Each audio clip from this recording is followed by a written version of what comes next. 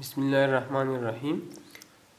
Lecture 1 का दूसरा हिस्सा हम स्टार्ट करते हैं। तो पहले हिस्से में हमने आयनिक बॉन्ड तक डिस्कस किया। ठीक है, आयनिक बॉन्ड हमने कहा कि कम्प्लीटली ट्रांसफ़र ऑफ इलेक्ट्रॉन है। ठीक है, एक एटम इलेक्ट्रॉन देता है जो इलेक्ट्रोपॉजिटिव होता है और दूसरा जो इलेक्ट्रोनेगेटिव होता है वो इलेक्ट्रॉन एक्सेप्ट करता है। ठीक है, तो जो इलेक्ट्रॉन देता है उस पर पॉजिटिव चार्ज आता है, जो इलेक्ट्रॉन एक्सेप्ट करता है उस पर नेगेटिव चार्ज आता है। तो इन दोनों प्लस और माइनस के अट्रैक्शन से आयनिक बॉन्ड बनता है और आयनिक बॉन्ड सबसे स्ट्रांग बॉन्ड है। ठीक है, दूसरा हमारे साथ है कोवेलेंट बॉन्ड। ठीक है, तो कोवेलेंट बॉन्ड मैंने पहले लेक्चर में भी बता दिया कि हमारे साथ इसमें इलेक्ट्रॉन शेयर होते हैं। इलेक्ट्रॉन की शेयरिंग से हमारे साथ कोवेलेंट बॉन्ड बनता है। Covalent bonding involve the sharing of electron and occurs where the outer shell are half full and are more than half full. मतलब कोवेलेंट बॉन्ड में हमारे साथ दो किस्म के बॉन्ड्स हैं। एक को हम पोलर कोवेलेंट बॉन्ड कहते हैं और दूसरे को हम नॉन पोलर। तो पोलर कोवेलेंट बॉन्ड हमारे साथ दो डिफरेंट एटम के दरमियान बनता है और नॉन पोलर कोवेलेंट बॉन्ड हमारे साथ दो सेम एटम के दरमियान, जिस तरह H2 है या इस तरह Cl2 है, तो दो क्लोरीन के दरमियान अगर बॉन्ड बन जाए तो इसको हम नॉन पोलर कोवेलेंट बॉन्ड कहते हैं। ठीक है, और इसमें आखिरी शेल या हाफ फुल होगा या मोर देन हाफ फुल। मतलब आखिरी शेल में या 4 इलेक्ट्रॉन होंगे या 5 होंगे या 6 या 7। ठीक है, allowing both atoms involved to have stable outer shell or eight, मतलब दोनों एटम इस तरह बॉन्ड बनाते हैं कि आखिरी शेल कंप्लीट हो जाए। एग्जाम्पल आपके सामने है Cl2 का है। क्लोरीन की आखिरी शेल में 7 इलेक्ट्रॉन हैं, दूसरे क्लोरीन की आखिरी शेल में भी लाजिमी बात है कि 7 इलेक्ट्रॉन होंगे। ठीक है, तो एक इलेक्ट्रॉन ये शेयर करता है और एक बॉन्ड बनाता है। ठीक है, तो जब ये एक इलेक्ट्रॉन शेयर करता है तो एक क्लोरीन की आखिरी शेल में भी 8 इलेक्ट्रॉन बनते हैं और दूसरी क्लोरीन की आखिरी शेल में भी 8 इलेक्ट्रॉन बनते हैं। तो हमारे साथ Cl2 कोवेलेंट बॉन्ड बनाता है और ये हमारे साथ नॉन कोवेलेंट बॉन्ड है। ठीक है, नॉन पोलर कोवेलेंट बॉन्ड है। allowing both atoms involved to have stable outer shell of 8 or 2 electrons। ठीक है, 2 हाइड्रोजन के केस में बनता है। 2 hydrogen atoms each share an electron with an oxygen atom to make water. H2O भी covalent bond का example है।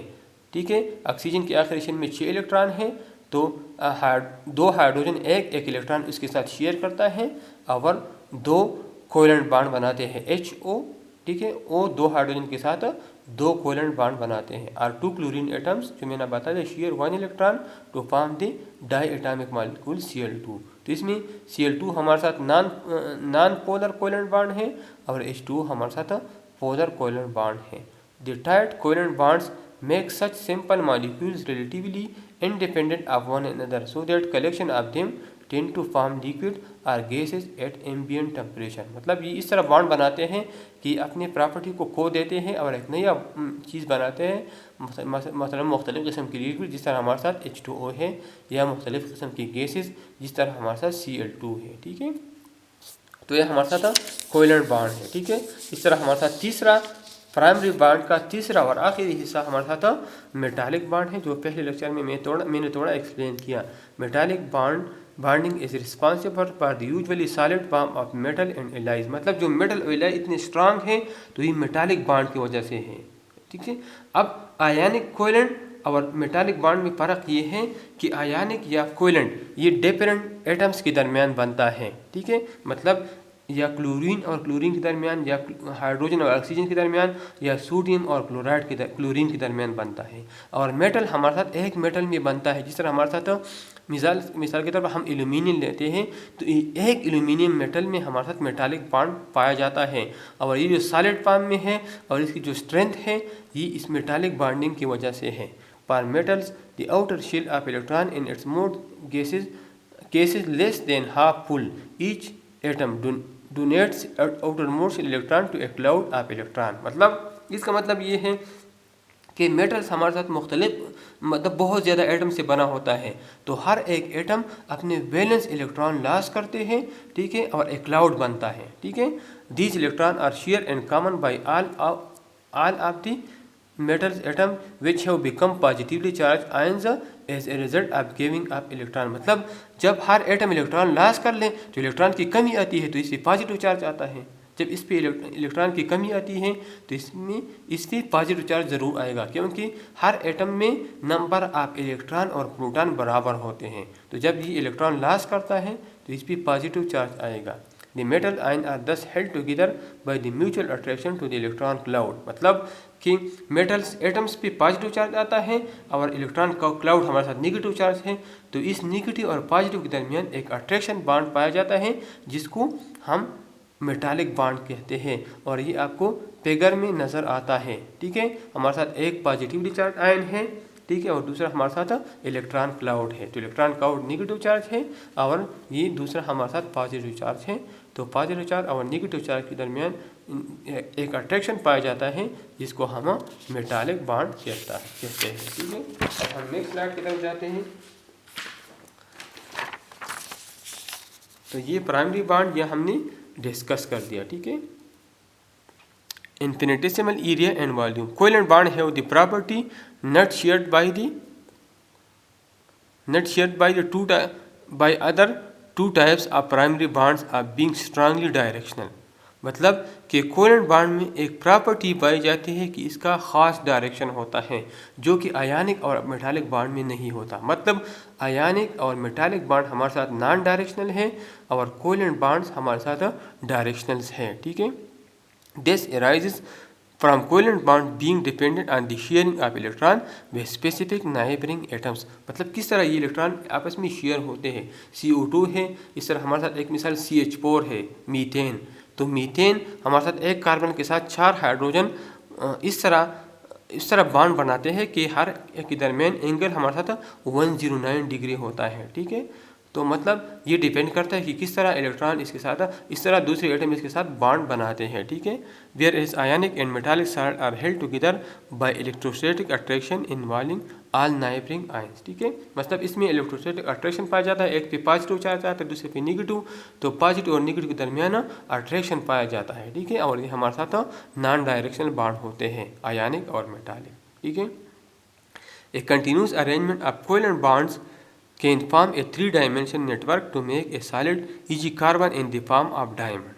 ठीक है, ये हमारे साथ जो कोवेलेंट बॉन्ड है ये हमारे साथ 3 डायमेंशनल अरेंजमेंट बनाता है और इसमें ख़ास एंगल और डायरेक्शन पाए जाते हैं। ठीक है, carbon atoms share an electron with 4 adjacent atom. ठीक है, हर कार्बन एटम 4 एडजेसेंट एटम के साथ इलेक्ट्रॉन शेयर करता है। ठीक है, The atoms are arranged at equal angle to one another in 3-dimensional space. ये मैंने आपको बता दिया कि हमारे साथ इसमें 3 डायमेंशनल अरेंजमेंट पाया जाता है।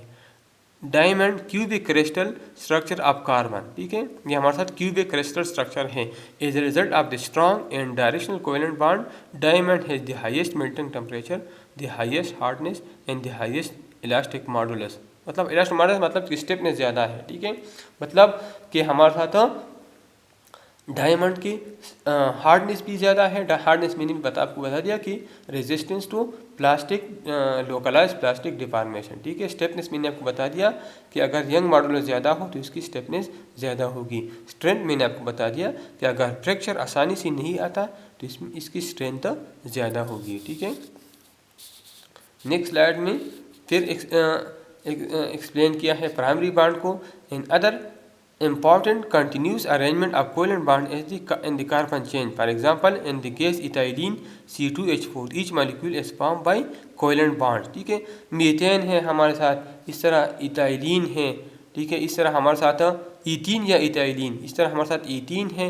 ये सारे हमारे साथ प्राइमरी बॉन्ड, जिस तरह अक्सर ऑर्गेनिक कंपाउंड हमारे साथ कोवेलेंट बॉन्ड से बने हैं। However if the double bond between the carbon atom is replaced by a single bond to each of 2 adjacent carbon atom, then a long chain molecule can form. The result is the polymer called polyethylene. इसका मतलब ये है sir हमारे साथ ethene है या ethylene है। ठीक है, तो ईथीन में डबल बॉन्ड है। अगर डबल बॉन्ड मतलब एक सिग्मा बॉन्ड है और एक पाई बॉन्ड है, तो अगर पाई बॉन्ड ब्रेक हो जाए तो हमारे साथ सिंगल बॉन्ड बन जाता है, और अगर हमारे साथ mini n number of ethylene हमारे साथ कंबाइन हो जाए तो हमारे साथ एक लॉन्ग चेन मॉलिक्यूल बनाता है जिसको हम पॉलीइथाइलिन कहते हैं। और ये पॉलीइथाइलिन हमारे साथ क्या है, पॉलीमर्स है। ठीक है, पॉलीइथाइलिन हमारे साथ क्या है, ये हमारे साथ पॉलीमर्स है। नेक्स्ट स्लाइड की तरफ जाते हैं। तो नेक्स्ट स्लाइड में भी प्राइमरी बॉन्ड को मज़ीद एक्सप्लेन किया है, ठीक है।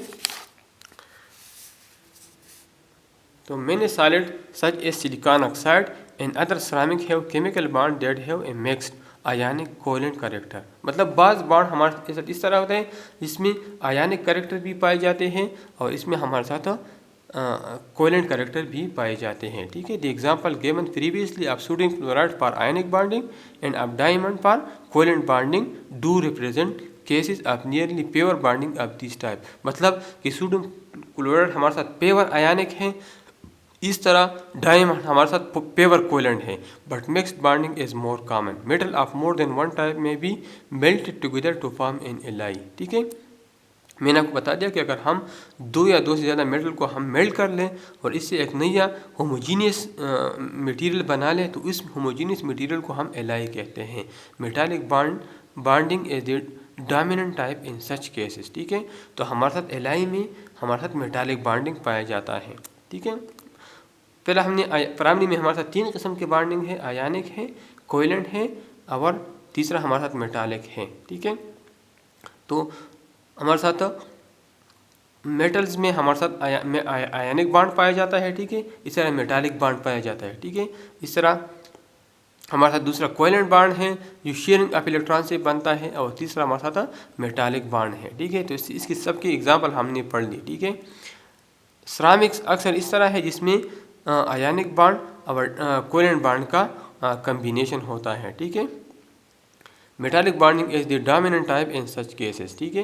हाउएवर इंटरमॉलिक्यूलर कंपाउंड में form within allies upon as hard particle. These compounds have a dependent chemical formula such as titanium aluminide, ठीक है, and magnesium Mg2Ni, and their bonding is generally a combination of the metallic और आयनिक types. मतलब इस किस्म के compound में हमारे साथ जिस तरह हमारे साथ टाइटेनियम एल्यूमिनाइड है तो टाइटेनियम एल्यूमिनाइड में हमारे साथ कम्बिनेशन ऑफ आयनिक और कोवलेंट बॉन्ड पाया जाता है, ठीक है।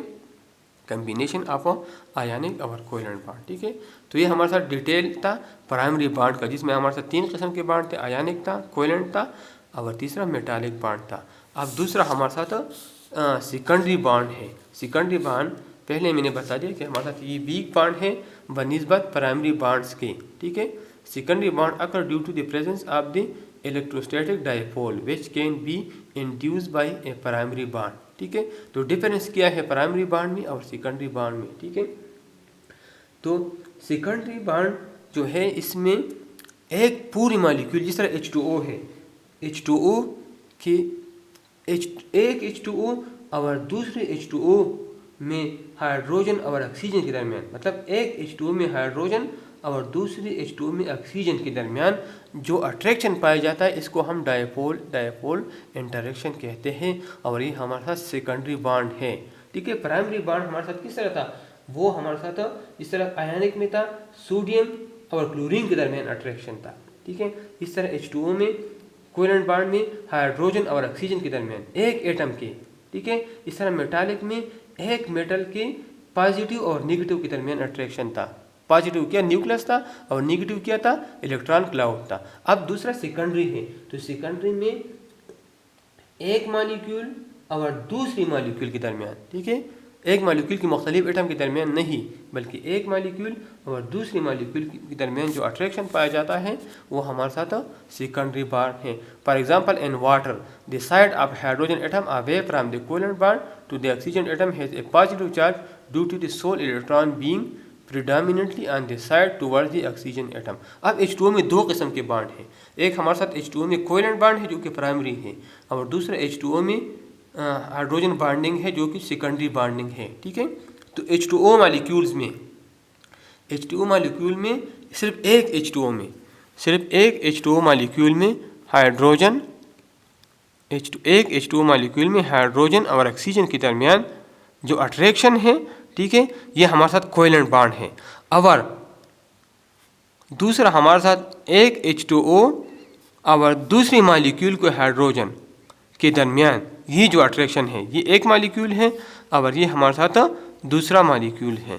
तो इस मॉलिक्यूल में हाइड्रोजन और इस मॉलिक्यूल में ऑक्सीजन के दरमियान जो अट्रैक्शन है ये हमारे साथ सेकेंडरी बॉन्ड है। तो ये डिफरेंस है प्राइमरी बॉन्ड में और सेकेंडरी बॉन्ड में, ठीक है। तो for example in water the side of hydrogen atom away from the covalent bond to the oxygen atom has a positive charge due to the sole electron being predominantly on the side towards the oxygen atom. Conservation of charge over the entire molecules then required a negative charge on the exposed portion of the oxygen atom.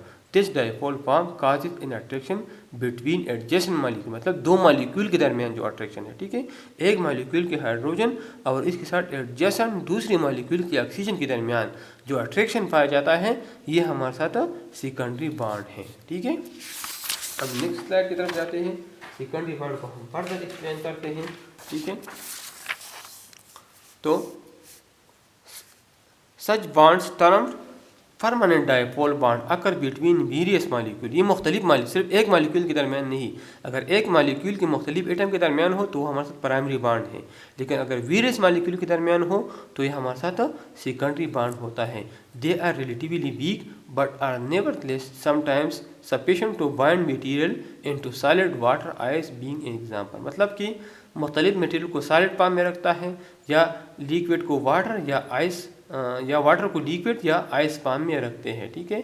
Where the secondary bond involve hydrogen is in the case of water it is stronger than other dipole bonds in is called a hydrogen bond. इसका मतलब ये है कि हमारे साथ dipole bond वो होता है जो वेरियस मॉलिक्यूल के दरमियान होता है, वेरियस मॉलिक्यूल, ठीक है। और मैंने आपको बता दिया कि एक मॉलिक्यूल के पॉजिटिव हिस्से और दूसरे मॉलिक्यूल के नेगेटिव हिस्से के दरमियान जो अट्रैक्शन बॉन्ड पाया जाता है, ठीक है, तो ये हमारे साथ डायपोल बॉन्ड है।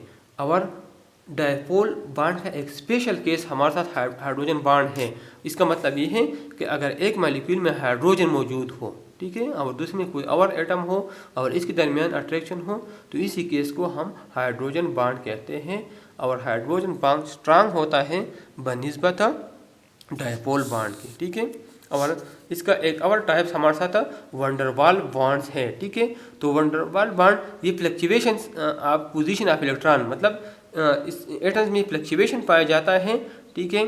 तो फ्लक्चुएशन की वजह से पॉजिटिव और नेगेटिव एक मॉलिक्यूल की पॉजिटिव और दूसरे मॉलिक्यूल की नेगेटिव हिस्से के दरमियान जो अट्रैक्शन पाया जाता है ये हमारे साथ वंडरवाल बॉन्ड है। और वंडरवाल बॉन्ड सबसे वीक होता है, मतलब ये सेकेंडरी बॉन्ड में भी सबसे वीक होता है। और इसमें uneven distribution of electrostatic electric charge that thus occur causes a weak attraction between atoms और मॉलिक्यूल्स। इसमें uneven distribution of electric charges है, ठीक है, इसलिए ये हमारे साथ बहुत ज़्यादा वीक होता है। This type of bond can also be called a fluctuation dipole bond distinguished from a permanent dipole bond because dipole is not fixed in the direction as it is in a water molecule, मतलब ये water molecule की तरह fix नहीं है, इसमें fluctuation आता है। तो इसलिए हमारे साथ ये दूसरी डायपोल बॉन्ड की बनिस्बत बहुत ज़्यादा वीक है, ठीक है। तो इसमें हमने दो किस्म के बॉन्ड पढ़ ली, एक हमारे साथ आयनिक बॉन्ड और दूसरा हमारे साथ प्राइमरी बॉन्ड और दूसरा हमारे साथ कोवेलेंट बॉन्ड। तो प्राइमरी बॉन्ड में हमारे साथ आयनिक बॉन्ड है, कोवेलेंट बॉन्ड है और मेटालिक बॉन्ड है। सेकेंडरी बॉन्ड में हमारे साथ डायपोल मोमेंट का एक स्पेशल केस हमारे साथ हाइड्रोजन बॉन्डिंग है। और तीसरा हमारे साथ वंडरवाल बॉन्ड्स हैं जो सबसे वीक होते हैं, ठीक है। और ये हमारे साथ इसको हम फर्दर डायपोल मोमेंट नहीं कह सकते क्योंकि इसमें फ्लक्चुएशन आता है, इसलिए ये बहुत ज़्यादा वीक बॉन्ड है, ठीक है। इसके बाद हम structure and crystalline materials, crystal material के स्ट्रक्चर की तरफ जाते हैं। तो हमारे साथ सॉलिड के दो किस्म के स्ट्रक्चर होते हैं, एक को हम क्रिस्टलाइन स्ट्रक्चर कहते हैं और एक को हम एमॉर्फस वो होते हैं जिसमें क्रिस्टल नहीं बनते, ठीक है। तो metals and ceramic are composed, metals and ceramics are composed of aggregation of small grains each of which is an individual crystal, ठीक है। मतलब मेटल और सिरामिक हमारे साथ क्रिस्टल से, इसका जो यूनिट सेल है वो हमारे साथ क्रिस्टल होता है। In contrast glasses have an amorphous or non crystallised structure, मतलब मेटल और सिरामिक्स हमारे साथ ये क्रिस्टल, इसका स्ट्रक्चर क्रिस्टल स्ट्रक्चर होता है जो फिगर में आपको नज़र आता है। क्रिस्टल स्ट्रक्चर आपको फिगर में नज़र आता है, ये वाला क्रिस्टल स्ट्रक्चर है। और ये हमारे साथ एमॉर्फस या नॉन क्रिस्टलाइज स्ट्रक्चर है। In contrast glasses have an amorphous or non crystalline structure और polymer are composed of chain link molecule which are sometimes arrange in regular array in a crystalline manner. ठीक है, तो हमारे साथ metals और ceramics में ionic bond है, crystalline structure है इसका, ग्लासेस का स्ट्रक्चर एमॉर्फस है और पॉलीमर का स्ट्रक्चर हमारे साथ जो ये हमें नज़र आता है ये लॉन्ग चेन मॉलिक्यूल्स है। ठीक है, हमारे साथ बेसिक क्रिस्टल स्ट्रक्चर 7 किस्म के हैं जो आपने पहले पढ़े हैं, इसमें कोई कंफ्यूजन नहीं, मैं थोड़ा एक्सप्लेन करता हूँ मुख्तसर तौर पर। The arrangement of atoms or ion in crystal can be described in term of the smallest grouping that we consider to a building block for a perfect crystal. इसका जो यूनिट सेल है वो इसका बिल्डिंग ब्लॉक है, small unit जिसका है, इसको हम यूनिट सेल कहते हैं। Such group is called a unit cell can be classified according to the length and angle involved। ठीक है, इसका जो यूनिट सेल है मतलब जिससे ये बनता है, जो इसका बिल्डिंग ब्लॉक है, इसकी 7 किस्म के होते हैं। ठीक है, there are 7 basic type of unit cell, 7 किस्म की यूनिट सेल्स हैं। If all 3 angles are 90 degree and all distances are the same, the crystal is classed as a cubic. मतलब अगर सारे एंगल 90 डिग्री हो, ठीक है, और सारे डिस्टेंसेस सेम हो, मतलब A is equal to B is equal to C, एक क्यूब है, उस क्यूब में लेंथ विड्थ और हाइट बराबर हो और सारे एंगल 90 डिग्री को हो, तो ऐसी क्रिस्टल स्ट्रक्चर को हम क्यूबिक कहते हैं। दूसरा हमारे साथ हेक्सागोनल है। हेक्सागोनल किस तरह होता है? In addition one angle is 120 degree while the other two remains at 90 degree, the crystal as a hexagonal. ठीक है, अगर पहले में सारे एंगल 90 डिग्री की, इसमें एक एंगल 120 की और बाकी 2 एंगल हमारे साथ 90 डिग्री एंगल के। ठीक है, तो ऐसे स्ट्रक्चर को क्रिस्टल को हम हेक्सागोनल क्रिस्टल कहते हैं। ठीक है, द 4 एडिशनल टाइप्स आर एक हमें से रह गया, but if one test is not equal to the other two, the crystal is tetragonal. ठीक है, एक हमारे साथ क्यूबिक है जिसमें सारे साइड भी बराबर होते हैं, सारे एंगल भी बराबर होते हैं।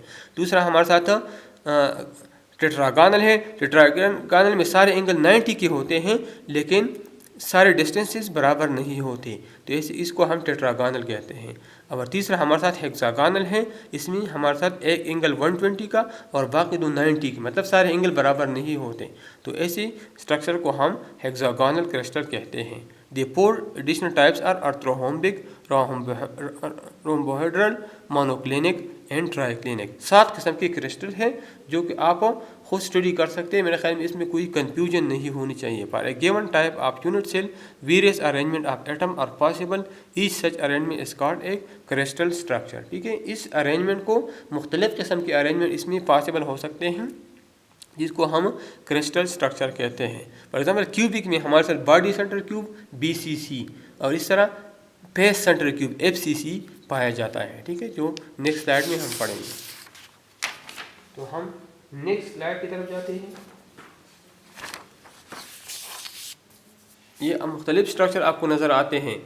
ठीक है, जनरल क्यूब है, ये दूसरा हमारे साथ क्यूबिक है, तीसरा हमारे साथ टेट्रागोनल है। टेट्रागोनल में सारे लेंथ, टेट्रागोनल को अगर आप लोग देख ले तो इसमें सारे लेंथ बराबर नहीं है। इस तरह हमारे साथ आखिरी हेक्सागोनल है। हेक्सागोनल में मैंने आपको बता दिया कि हमारे साथ सारे एंगल बराबर नहीं होते, एक एंगल 120 का और बाकी 2 एंगल हमारे साथ 90 डिग्री के होते हैं। ठीक है, इस तरह क्रिस्टल स्ट्रक्चर हमारे साथ क्यूब, पहला हमारे साथ क्यूबिक है, दूसरा हमारे साथ BCC है, बॉडी सेंटर क्यूब, ये दूसरे वाला हमारे साथ BCC है, इसको हम बॉडी सेंटर क्यूब कहते हैं। इसका डिटेल आगे आ जाएगा। ठीक है, इसमें दरमियान में एक एटम होता है और हर कॉर्नर पे एक एटम, मतलब टोटल 9 एटम एक दरमियान में और 8 कॉर्नर पे। ठीक है, इस तरह हमारे साथ FCC है। FCC के हर कॉर्नर पे एक एटम होता है, पेस सेंटर क्यूब, और हर पेस पे एक एटम होता है, तो 6 पेसेस हैं और 8 कॉर्नर हैं, तो इसकी टोटल हमारे साथ 14 एटम। इस तरह HCP हेक्सागोनल क्लोज्ड पैक, तो हेक्सागोनल क्लोज्ड पैक में हमारे साथ टोटल 12 कॉर्नर होते हैं, तो 12 कॉर्नर पे। ठीक है, अपर हेक्सागोन में, लोअर हेक्सागोन में और हर फेस पे। ठीक है, तो हमारे साथ ये हेक्सागोनल क्लोज्ड पैक है। ठीक है, तो मुख्तलिफ किस्म की क्रिस्टल स्ट्रक्चर हैं। इन क्रिस्टल स्ट्रक्चर और इसमें मुख्तलिफ डायरेक्शंस हैं। ये आगे लेक्चर्स में हम इंशाल्लाह डिटेल से पढ़ेंगे। कंपाउंड्स फॉर्म बाय आयनिक और covalent bonding such as ionic salts and ceramic have more complex crystal structure than elemental material। मतलब हमारे साथ ये पहले जो स्ट्रक्चर है ये हमारे साथ एलिमेंट्स में पाए जाते हैं, ठीक है, लेकिन जब कंपाउंड बनते थे तो ये स्ट्रक्चर बहुत ज़्यादा कम्प्लेक्स हो जाते हैं। This is due to the necessity of accommodating more than one type of atom and to the direction aspect of even particular covalent bond. However, the structure can often be thought of as an elaboration of one of the basic crystal structure। इसका मतलब ये है कि हमारे साथ जो compound बन जाता है इसमें मुख्तलिफ़ किस्म के आयनिक और कोवेलेंट बॉन्ड का कम्बिनेशन आ जाता है, ठीक है, लेकिन फिर भी एज ए होल इसको हम एक बेसिक क्रिस्टल कंसिडर करते हैं, ठीक है। मतलब हमारे साथ एक कंपाउंड बन जाए सोडियम क्लोराइड का, तो सोडियम के अलग प्रॉपर्टीज है, क्लोरीन के अलग से क्रिस्टल स्ट्रक्चर, लेकिन जब इससे कंपाउंड बन जाए, एक कम्प्लेक्स स्ट्रक्चर बन जाए, लेकिन इसको एज ए होल एक बेसिक हम एक क्रिस्टल स्ट्रक्चर कंसिडर करते हैं। Intermetallic compound also have crystal structure that range from purely simple to quite complex. मतलब सिंपल से हम बहुत ज़्यादा कम्प्लेक्स की तरफ जाते हैं। पॉलीमर में be amorphous and that the structure is an irregular tangle of chain molecule, ठीक है। मतलब इसमें हमारे साथ पॉलीमर, पहले मैंने आपको बता दिया कि पॉलीमर हमारे साथ चेन मॉलिक्यूल्स पाए जाते हैं, ठीक है। इसके बाद हमारे साथ मुख्तलिफ़ किस्म के डिफेक्ट्स हैं। ये डिफेक्ट्स हम आगे डिटेल से पढ़ेंगे, ठीक है। आज मैं सिर्फ थोड़ा समरी आपको बताता हूँ, ठीक है।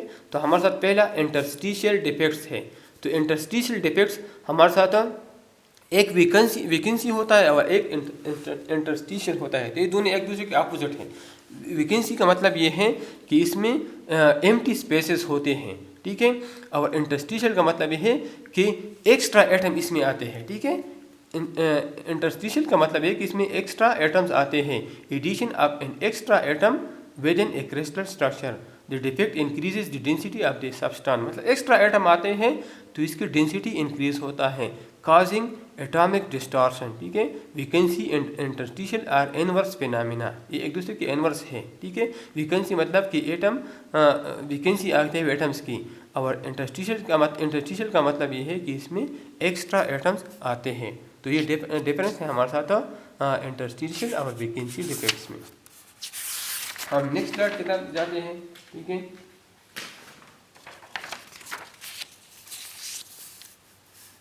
फ्रेंकल डिफेक्ट्स, ठीक है, तो ये हमारे साथ हैं cation being smaller get displaced to interstitial voids, combination of vacancy and interstitial atoms. इसमें वैकेंसी एटम्स भी आ सकता है, कम्बिनेशंस हैं, ठीक है। इसमें मतलब केटाइन भी आता है और एनाइन भी आता है, ठीक है। Combination of vacancy and interstitial atom. बाज़ जगहों पे इंटरस्टिशियल डिफेक्ट आता है और बाज़ जगहों पे वैकेंसी डिफेक्ट आता है, ठीक है। जिस तरह सिल्वर आयोडाइड है और कैल्शियम क्लोराइड में हमारे साथ है। तो फ्रेंकल डिफेक्ट्स में हमारे साथ कम्बिनेशंस ऑफ इंटरस्टिशियल डिफेक्ट्स और एम्प्टी डिफेक्ट वैकेंसी डिफेक्ट्स आता है, ठीक है। इस तरह लाइन डिफेक्ट्स जिस तरह डिसलोकेशन में होता है, डिसलोकेशन में हम डिटेल से इसमें पढ़ेंगे।